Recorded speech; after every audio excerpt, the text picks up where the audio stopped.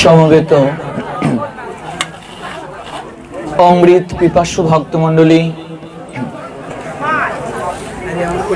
মৌলভীবাজার জেলার শ্রীমঙ্গল উপজেলা স্থিত সাতগাঁও রুস্তমপুর দক্ষিণ পাড়া, সেই জায়গায় ভক্ত এবং ভগবানের আজকের এই মিলন মেলায়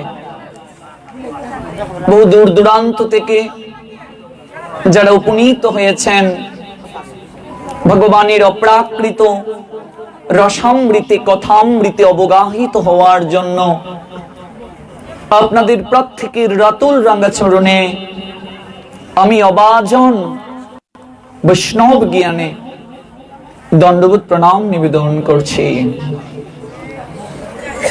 এই বেশ আসনে বসার বিন্দুমাত্র যোগ্যতাও আমার নেই, কেবলমাত্র ভক্ত আদেশকে রক্ষা করার জন্য আপনাদের চরণ ধুলিতে অভিষিক্ত হওয়ার মনোরথে আপনাদেরই চরণ তলে ছুটে এসেছি। এই বৃষ্টি স্নাত আবহাওয়াতেও এত ভক্তবৃন্দের সমাগম সত্যি গৌর হরির যে ভবিষ্যৎবাণী, পৃথিবীতে আছে যত নগরাদি গ্রাম সর্বত্র প্রচারিত হইবে মোর নাম, এই ভবিষ্যৎবাণী সফল হতে যাচ্ছে তার ইঙ্গিত বহন করছে। খুবই আনন্দিত আপনাদের একাগ্র চিত্তে এই কথামৃতে অবগাহিত হওয়ার মানসিকতা দেখে। ভক্তবৃন্দ, আমরা বৈষ্ণব সেবায় শ্রীমদ ভগবত গীতার আলোকে কথা শ্রবণ করব। যে শ্রীমদ ভগবত গীতায় ভগবান নিজ মুখে কথা বলেছেন, জীব মাত্রই উদ্ধারের জন্য তিনটি রাজমার্গকে প্রস্থানত্রয় নামে অভিহিত করা হয়। প্রথমটি হচ্ছে বৈদিক প্রস্থান, যেটিকে বলা হয় উপনিষদ। দ্বিতীয় প্রস্থানটি হচ্ছে দার্শনিক প্রস্থান, যেটিকে বলা হয় ব্রহ্মসূত্র।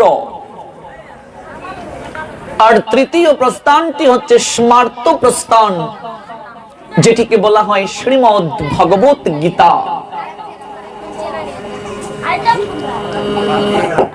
সমস্ত তত্ত্বজ্ঞানী পুরুষেরা এই শ্রীমদ ভগবত গীতাকে সমস্ত বৈদিক জ্ঞানের উৎস বলে স্বীকৃতি দিয়ে গেছেন। এমনকি ভগবান কৃষ্ণ নবম অধ্যায় রাজবিদ্যা রাজগুজ্জ যুগে তিনি নিজ মুখে আমাদেরকে জানিয়ে দিলেন,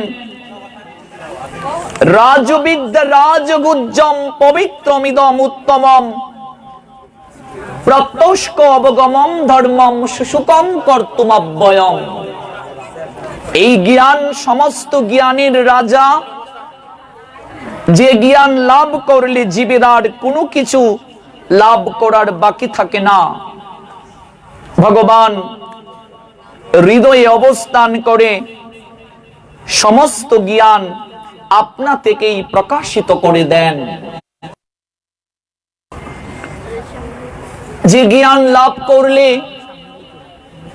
আমাদের অজ্ঞানজনিত প্রকোষ্ঠে প্রভার বীজ বপন হয়, অন্ধকার গৃহ আলোকিত হয়, মানুষ উপলব্ধি করতে পারে এই মনুষ্য জীবন লাভ করার পশ্চাতে কারণটা কি, কেন আমরা এই মনুষ্য জীবন লাভ করেছি। আমরা যারা স্নেহান্ধ মুহান্ধ কামান্ধ বিষয়ে অন্ধ, তাদের প্রত্যেকের চোখকে উন্মিলিত করার আকিঞ্চনে ভগবান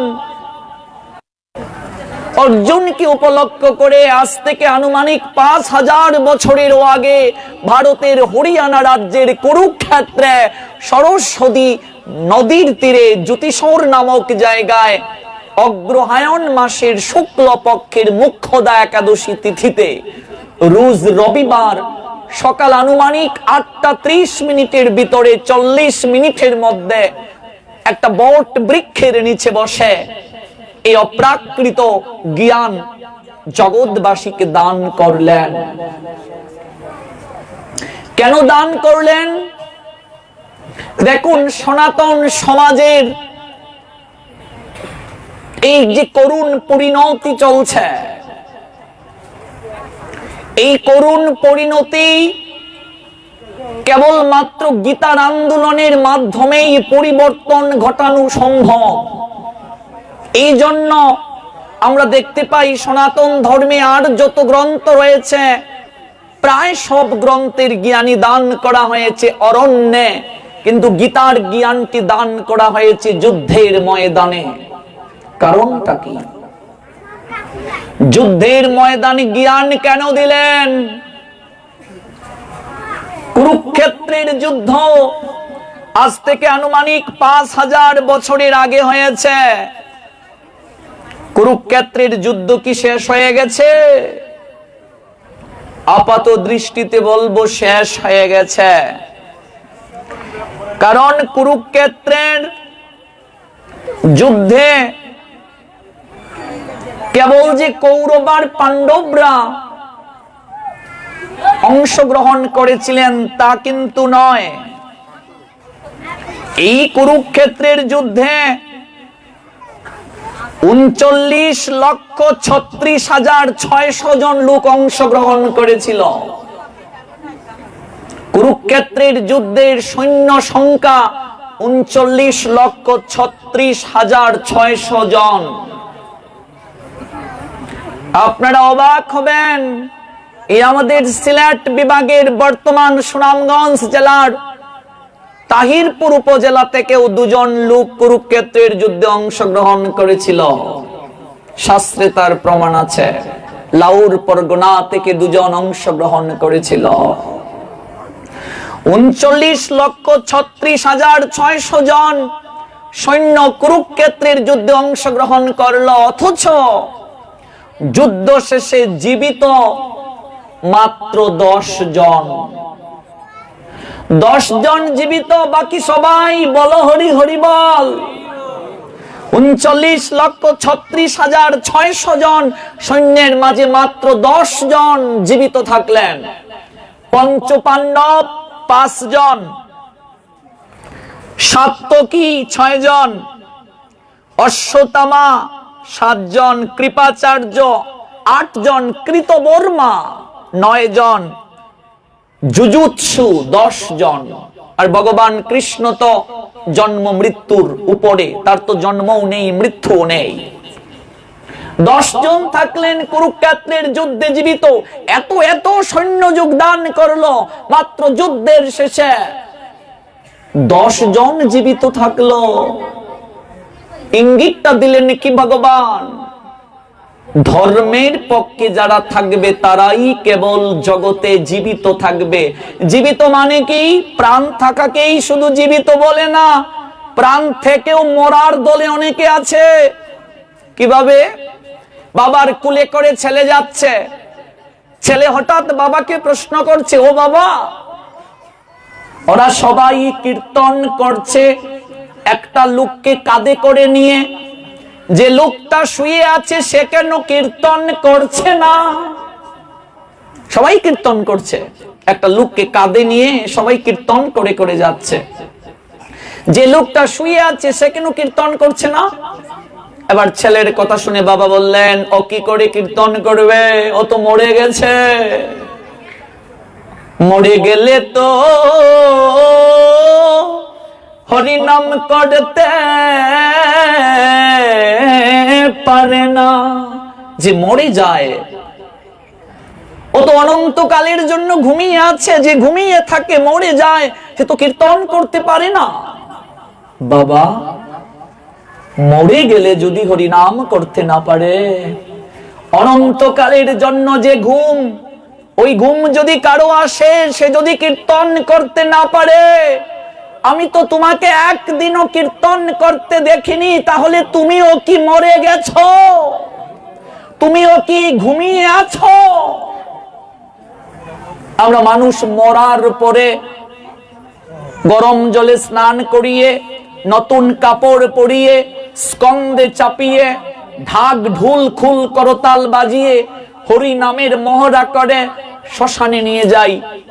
জীবিত অবস্থায় কীর্তন অনেকেই করি না, জপমালায় জপ করি না, জীবিত অবস্থায় অনেকেই তিলক দেই না, কণ্ঠে মালা দেই না, ধুতি পরি না। মরার পরে সবাইকে ধুতি পরানো হয়, মরার পরে তিলক দেয়া হয়, মরার পরে কীর্তন করে শ্মশানে নিয়ে যাওয়া হয়। আরে মরা বেটাকে কীর্তন শুনিয়ে কি লাভ? মরার কানে কি হরিনাম যায়? মরার কানে কি হরিনাম যায়? জীবন দশায় ধুতি পরি না, মরা বেটাকে ধুতি পরিয়ে কি লাভ? মরাকে ধুতি পরিয়ে কি হবে? জীবন দশায় যদি সনাতন সংস্কৃতি পালন না করি, মরার পরে সনাতন সংস্কৃতি পালনের কি আবশ্যকতা আছে? দুর্ভাগ্য, আমরা হিন্দু জাতি নিজের সংস্কৃতিকে আমরা ভুলতে বসেছি। তাই জীবিত অবস্থাতেও মরার দলে আমরা অনেকেই আছি কি নেই? আছি। জীবিত অবস্থাতেও মরার দলে আছি, জাগ্রত অবস্থাতেও ঘুমন্ত আছি। জাগ্রত কাকে বলে? শাস্ত্র জাগ্রত কাকে বলছেন? সবাই বলবে আমরা তো জেগেই আছি, আপনি এটা আবার কি বলছেন? এখানে সবাই যারা আছি সবাই তো জেগে আছি, আবার হরিকথাতে এসেও কেউ কেউ ঘুমায়। এক জায়গায় গেছি, গিয়ে দেখি নাক ডাকছে। আমি প্রথম ভাবলাম ইনস্ট্রুমেন্ট প্রবলেম হচ্ছে কিনা, যে মাঝে মাঝে সার্কুলেশনের প্রবলেম হচ্ছে। তো বলছে, ভাবলাম ইনস্ট্রুমেন্টের প্রবলেম হচ্ছে কিনা, দেখি না, আমার পাশে এক মাতাজি নাক ডাকছে, নাক ডাকছে। তো হরিকথাতে এসেও কেউ কেউ ঘুমায়, কারণ কলির তিনটা শিষ্য আছে, একটা নিদ্রা, একটা আলস্য আর একটা কলহ। দেখবে এমনিতে সব ঠিক আছে, হরিকথাতে এসে বর্ষিবায়, বুঝবে কলির শিষ্য তার ঘাড়ে বসে গেছে। আলস্য, হেরে শ্যামানন্দের মা চল রুস্তমপুর দক্ষিণ পাড়াতে একটু পাঠ শুনতে যাই, না 1 ঘন্টা পরে যাই, মনে শুরু হইছে না এখনো। এই যে আলস্য, বুঝতে হবে কলির আরেকটা শিষ্য তার ঘাড়ে বসে গেছে। আলস্য, পরে যাব বলে দেখবেন এসেছে প্রসাদের সময়, আর হরিকথা আর শোনা হলো না। এই যে আলস্য, এটা কলির শিষ্য তার ঘাড়ে বসে গেছে। কলহ মানে ঝগড়া। অনেককে দেখেছি কোন জায়গায় বসবে, জায়গা বসা নিয়ে পর্যন্ত ঝগড়া শুরু করে দেয়। কেউ কেউ আছে আবার হেলান দেওয়া জায়গাটা বসে একটু আরামে, হ্যাঁ আরামে যদি শোনা যায়। এই যে কলির 3 শিষ্য, আলস্য, নিদ্রা, কলহ, এগুলো প্রতিনিয়ত আমাদেরকে গ্রাস করার জন্য প্রস্তুত আছে। কখন কার ঘাড়ে গিয়ে ঝাপটে ধরবে, তাই কাদের ঘাড়ে কলির শিষ্য বসবে আপনারা নিজেরাই বুঝতে পারবেন। কলহ মানে আবার শাস্ত্র বুঝিয়েছেন আন কথা। আন কথা কি বুঝো? ভগবানের কথা শুনতে এসে যারা অন্য কথা বলে, বুঝতে হবে কলির শিষ্য তার ঘাড়ে বসে গেছে। এই যে জীবিত থেকে মরার দলে, জাগ্রত নয় ঘুমন্তের দলে আমরা অনেকেই ঘুমিয়ে আছি, জেগে জেগে ঘুমাচ্ছি। মনে রাখবেন, কেউ যদি ঘুমিয়ে যায় তাকে যদি ডাকা হয় তাকে কিন্তু তোলা যায়, কিন্তু কেউ সাইয়া সাইয়া যদি ঘুমায় তারে কি তুলন যাইব মা? সাইয়া সাইয়া যদি কেউ ঘুমায়, এই জগতে কিছু লোক আছে সাইয়া সাইয়া ঘুমাইবার দলে, কেউ আছে একেবারে ঘুমাইবার দলে। একেবারে যারা ঘুমিয়ে যায় তাদেরকে যদি হরি নাম দ্বারা, কৃষ্ণ কথারূপ প্রতিধ্বনি দ্বারা ঘুম ভাঙ্গানোর চেষ্টা করা হয়, তারা জেগে যায় অনন্তকালের জন্য। সেই জাগরণ, ওই জাগরণ একবার যদি কারো হৃদয়ে মাঝে জেগে যায়, সে প্রাণ খুলে গেয়ে উঠে হরি বল বলার মদন মোহন হেরিব গো, আমি এই রূপেতে ব্রজের পথে চলিব গো। আর যাদের ঘুম কখনো ভাঙ্গে না, তারাই জন্ম মৃত্যুর চক্রাকারে বারংবার ঘুরতে থাকে। ভগবান নিজেই বলছেন, এই ভক্তি যুগে যাদের শ্রদ্ধা উদিত হয় না, তারা কখনো আমার কৃপা লাভ করতে পারে না। আর তারা আমার কৃপা লাভ করতে না পেরে জন্ম মৃত্যুর চক্রাকারে বারংবার ঘুরতে থাকে। নবম অধ্যায় রাজবিদ রাজগুজ্জ যুগের 3 নং শ্লোকে ভগবান বলছেন। এই জন্য ঘুমন্ত জীবকে জাগানোর জন্য গৌর হরির নিবেদন, জীবি জাগো জীবি জাগো গুরাচাঁদ বলে। গৌরচাঁদ বলছেন, ওহে জীব জেগে উঠো, কত নিদ্রা যাও মায়া, মায়া পিশাচির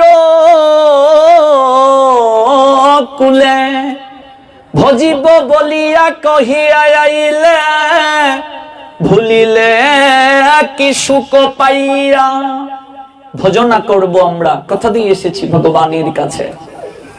ভুলিলে কি সুখ পাইয়া, এমন কি সুখ পেলাম যে সুখের কারণে ভুলে গেলাম সেই প্রতিশ্রুতির কথা, যে প্রতিশ্রুতি ভগবানকে আমরা দিয়েছিলাম, যে কারণে মনুষ্য জীবন লাভ করলাম, ভুলে গেলাম এমন কি প্রতিশ্রুতি আমরা ভগবানকে দিলাম। আর এমন কি আনন্দ পেলাম এখানে এসে, এমন কি সুখ পেলাম, ভুলে গেলাম নিত্য আনন্দ গণ ভগবান শ্রী গোবিন্দকে। এই চেতনা হৃদয়ে মাঝে জাগ্রত করে দেওয়ার মনোরথে শ্রীমদ্ ভগবত গীতার জ্ঞান ভগবান অর্জুনকে উদ্দেশ্য করে সবাইকে দান করলেন। অবচেতন মনে চেতনার বীজ বপন করে দেওয়ার আকিঞ্চনী ভগবানের গীতার জ্ঞান দান করার প্রকৃত উদ্দেশ্য। গীতা আমাদেরকে মানুষ হওয়ার শিক্ষা প্রদান করে। তরুলতা সহজেই তরুলতা, পশু পাখি সহজেই পশু পাখি। মানুষের গড়ে জন্ম নিলেই মানুষ হয় না, মানুষ হতে হয়। মানুষ হতে গেলে কিছু যোগ্যতা থাকতে হয়। প্রেমানন্দ আচার্য বুঝিয়ে দিলেন, কি লাগি আইলি ভবে, এমন জনমে হরি না ভজিলি, সে তুই মানুষ কবে। নিজেকে আমরা মানুষ বলে দাবি করি, অথচ কেন জগতে আসলাম এই তত্ত্ব যদি হৃদয়ে মাঝে জাগ্রত না হয়, আমি নিজেকে মানুষ বলে কখনো দাবি করতে পারি না। দেখুন, পশু আর মানুষের মাঝে তেমন কোনো পার্থক্য নেই। একটা পশুও চারটা কার্য করে মানুষও করে, আহার গ্রহণ করে মানুষ পশুও করে, নিদ্রা যায় মানুষও যায় পশুও যায়। বয়স যদি 50 হয়ে গেল আমার, 25 বছর ঘুমিয়ে কাটালাম মা। 60 বছর যদি কারো হয়ে যায়, 30 বছর ঘুমিয়ে কাটিয়ে দিল। জীবনের অর্ধেক বয়স ঘুমিয়ে কাটিয়ে দিলাম। কি করলাম? আমরা যারা মনুষ্য জীব, জন্ম নেওয়ার পরপরই প্রতিটা পিতামাতার মাঝে একটা চেতনা কাজ করে, সন্তানটাকে মানুষ করতে হবে। আমরা মানুষ করতে হৃদয়ে মাঝে পরিকল্পনা করি আর মনে করি মানুষ করা মানে একটা চাকরি সন্তানকে পাইয়ে দেওয়া, একটা ভালো রেজাল্ট করানো, আর একটা ভালো মেয়ে দেখে বিয়ে করিয়ে দেওয়া হবে। এটাই মানুষ হওয়া। তাহলে মনে করি আমরা জাগতিক মানুষেরা মনে করে, না মা বাবা হিসেবে সাকসেস, আমার ছেলেটাকে ভালো স্কুল কলেজ ইউনিভার্সিটিতে পড়িয়েছি, রেজাল্ট হয়েছে, চাকরি হয়েছে। অধিকাংশ মায়েরা বাবারা সন্তান জন্ম নেওয়ার পর একটা ভালো স্কুলে ভর্তি করার জন্য প্রয়াস করে। অবশ্যই তাদের সেই প্রয়াসকে ধন্যবাদ জানাচ্ছি। ভালো স্কুলে যাওয়ার পর প্রত্যেকেই জিজ্ঞেস করবে পরীক্ষার পর, কত হয়েছে গো তোমার ছেলে? 1 নাম্বার হতে পারেনি? না না না, তোকে নিয়ে আর হবে না। ওই পাশের বাড়ির রমাকান্তর ছেলে 1 হলো আর তুই এখনো 10। তার মানে 1 হওয়াটাই হয়তো মনুষ্য জীবন লাভের একটা উদ্দেশ্য। ছোটবেলা থেকে আমিও শিখে এসেছি। আমি এক এক করে গিয়েছি। ক্লাস 5-এ হয়েছিলাম 2, আর ক্লাস 9-এ হয়েছিলাম 2, এক হয়ে গিয়েছি। ক্লাস 5-এ যখন 2 হয়েছিলাম, পরীক্ষা দেওয়ার সময় ফক্স ছিল আমার, কিন্তু আমি তখন প্রধানমন্ত্রী কর্তৃক পুরস্কার পেয়েছি ফার্স্ট ট্যালেন্ট বৃত্তির জন্য।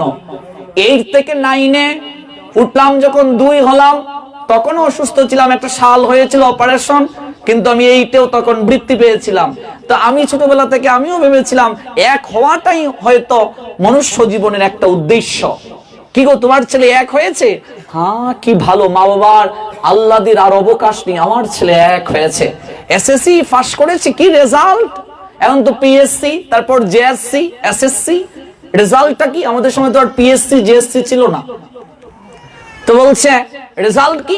Golden A plus. না, তাহলে ভালো। তারপর ভালো কলেজে অ্যাডমিশন হলো কি না? একটা ভালো কলেজে অ্যাডমিশন হয়ে গেলে মনে করি না ঠিক আছে, ভালো চান্স পেয়েছে, তার মানে ভাবতাম চান্স পাওয়াটাই হয়তো মনুষ্য জীবনের একটা উদ্দেশ্য হবে। ভালো একটা কলেজে চান্স হলো, ইন্টারমিডিয়েটে কি করলো গো? Golden A plus. না, ঠিক আছে, ছেলে খুব ভালো। তার মানে ইন্টারমিডিয়েটে গোল্ডেন এ প্লাস, সর্বোচ্চ রেজাল্ট করাটাই মনুষ্য জীবনের উদ্দেশ্য। তারপরই স্ট্রাগল শুরু হয়ে যাবে, একটা ভালো ইউনিভার্সিটিতে ভর্তি হতে হবে, ভর্তি যুদ্ধ। সেখানেও যদি সাকসেস হয়ে যাই তাহলে আমি সফল হয়ে গেলাম। মনুষ্য জীবনের উদ্দেশ্য একটা ভালো ইউনিভার্সিটিতে চান্স নেওয়া। তারপর দেখবেন ভালো রেজাল্ট নিয়ে যখন তুমি ইউনিভার্সিটি থেকে বের হলে, তখন কিন্তু তোমাকে কেউ জিজ্ঞেস করবে না তোমার এসএসসি তে রেজাল্ট কি, ইন্টারের রেজাল্ট কি, তোমার ইউনিভার্সিটিতে রেজাল্ট কি। বলবে না, বলবে কি ব্যাপার, গ্রাজুয়েশন করেছো, চাকরি হয়নি? চাকরি যদি না হয় তার মানে বুঝতে হবে সে একেবারে বাদ স্টুডেন্ট। ভুল বলছে কি? হ্যাঁ, চাকরি পেলো না, কি পড়াশোনা করলো? তার মানে চাকরি নেওয়াটাই হয়তো মনুষ্য জীবনের একটা উদ্দেশ্য। চাকরিও হয়ে গেল, তখন সবাই বলবে কি গো তোমার ছেলে কি না সরকারি একটা চাকরি করে? বিয়ে করাওনি? বিয়ে করিনি? তার মানে বিয়ে করাটাই হয়তো মনুষ্য জীবনের একটা উদ্দেশ্য। করলাম বিয়ে, যদিও আমি করিনি এখনো। বিয়ে করলাম, তারপর জিজ্ঞেস করবে কি গো বাচ্চা কাচ্চা হয়নি? না গো বাচ্চা হয়নি। না না না, বাচ্চা না হলে কি মনুষ্য জীবনের প্রকৃত এই বিয়ের পর জীবনটা পূর্ণতা পায়? তার মানে বাচ্চা কাচ্চা হলেই মনে হয় মনুষ্য জীবনের একটা সার্থকতা হলো বাচ্চা কাচ্চা। তারপর একটাই মিশন, ছেলে মেয়েটাকে এখন যেহেতু বাবা হলাম, একটা ভালো স্কুলে ভর্তি করাতে হবে, একটা কলেজে ভর্তি করাতে হবে। ওই ছেলে মেয়েটাকে ভালো কলেজ ইউনিভার্সিটিতে ভর্তি করতে করতে একেশ পাকিবে, দন্ত নড়িবে, সম্বল হবে তোমার লাঠি, আর পুত্র পরিজন সকলে বলিবে এই জঞ্জাল মরলেই বাঁচি। সারা জীবন এই যে স্তর দেখালাম, ক্রমবিন্যাস, এই ক্রমবিন্যাসে চলতে চলতে মনুষ্য জীবনের অর্ধেকের বেশি সময় অপচয় করে দিলাম। যৌবন শক্তিটা সংসারে ব্যয় করে যেদিন সবার কাছে অপদার্থ, অপেয় আমার বলে আর যখন কিচ্ছুটি থাকলো না, আত্মীয় স্বজন পরিবার পরিজন বর্গ কেউ যখন আমাকে আর আগের মতো ভালোবাসে না, সবার কাছে যখন আমি অপদার্থ বলে পরিগণিত হলাম, মরে না কেন খ্যাক খ্যাক করে, মরলেই বাঁচি। বৌমা যখন একটা এরকম কথা বলে, ছেলে যখন এরকম দুঃখ দিয়ে কথা বলে, তখন আমরা দুঃখ পেয়ে কষ্ট পেয়ে সবাই বলি সাধুদেরকে পেলে ভালো করেছেন, এই বয়স থেকে শুরু করেছেন, সংসারে সুখ নেই। মন্দিরে গিয়ে মাথা ঠুকাই, রাধা মাধব তুমি ছাড়া আর কেউ নেই। ভুল বলছি কি? 99% সংসারী মানুষের মাঝে এই চেতনা নিয়ে তারা দিন থেকে রাত পর্যন্ত চলছে। ভজনার সময় আমরা বুঝিয়ে দেই, উপলব্ধি করি বৃদ্ধ বয়স যেদিন সংসারে সবার কাছে অপাংতেয় হয়ে যায়। যতদিন করে জন ধন উপার্জন, ততদিন বসে থাকে নিষ্পরিজন। পরে যখন বৃদ্ধকালে জীর্ণ হয় দেহ, ডেকেও জিজ্ঞেস করে না কেহ। ওই সময়টাতে আমরা ভগবানকে বোঝার জন্য মন্দিরে যাই, সাধু সঙ্গে যাই। যখন আমি ভালো করে কানে শুনতে পাই না, যখন আমি ভালো করে কথা বলতে পারি না, যখন আমার জপমালায় ভালো করে আঙ্গুল চলে না, তখন আমরা ভগবানের কাছে গিয়ে প্রার্থনা করাই, হৃদয়ের আর্তনাদকে জ্ঞাপন করাই, হৃদয়ের সমস্ত ভাব অনুভূতিকে ভগবানের চরণে নিবেদন করে হাউমাউ করে কাঁদি। হয়তো অনাদির আদি গোবিন্দ গোলকধারী ভগবান সেদিন মুস্কি হেসে বলেন, যেদিন তোমার ডাকার সময় ছিল সেদিন তুমি আমাকে ডাকুনি, সারাটা জীবন বলছিলে সময় নাই, সময় নাই, সময় নাই, আজ এখন তোমাকে উদ্ধার করারও আমার সময় নাই। জয় জয় শ্রী শ্রী রাধে শ্যাম। ওই সময় কখন ওই চেতনা জাগ্রত করিয়ে দেওয়ার জন্যই কুরুক্ষেত্রের যুদ্ধটাকে মাধ্যম করে নিলেন ভগবান গীতার জ্ঞান দেওয়ার জন্য।